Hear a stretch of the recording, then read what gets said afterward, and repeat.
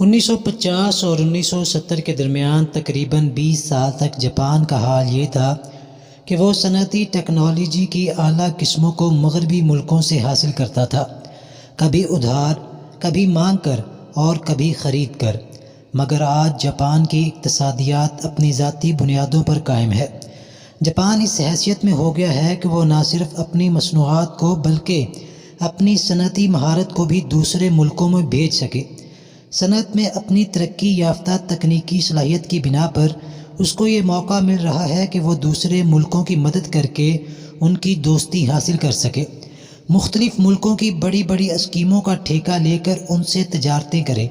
جاپانی ماہرین آج تھائی لینڈ میں آبپاشی کے جدید منصوبوں کو بروئے کار لا رہے ہیں، وہ سنگاپور میں کمپیوٹر پروگرام کی تعلیم دے رہے ہیں، وہ جنوبی کوریا اور چین میں فولاد کے کارخانے تعمیر کر رہے ہیں، وہ مشرقی وسطیٰ میں پیٹرولیم کیمیکل صنعتیں قائم کر رہے ہیں، وغیرہ وغیرہ۔ جاپانیوں نے ابتداً فولاد بنانا امریکیوں سے سیکھا تھا، اب وہ اس ہنر کو مزید ترقی دے کر اس کو خود امریکہ کو برآمد کرنے کے اہل ہو گئے ہیں۔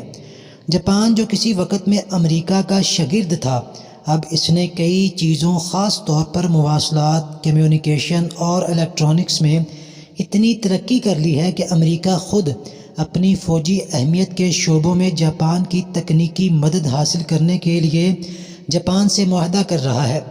شاگرد اس قابل ہو گیا ہے کہ اپنے استاد کو سبق دے سکے۔ جاپان کے اس تجربے پر اظہار خیال کرتے ہوئے ایک اخباری نمائندے نے لکھا ہے، ٹیکنالوجی کا بہاؤ پہلے جاپان کے اندر تھا، اب اس کا بہاؤ جاپان کے باہر ہے۔ جاپان 20 سال تک صنعتی مغلوبیت پر راضی رہا، اس کا نتیجہ یہ ہوا کہ آج اس کو صنعتی غلبہ مقام حاصل ہو گیا۔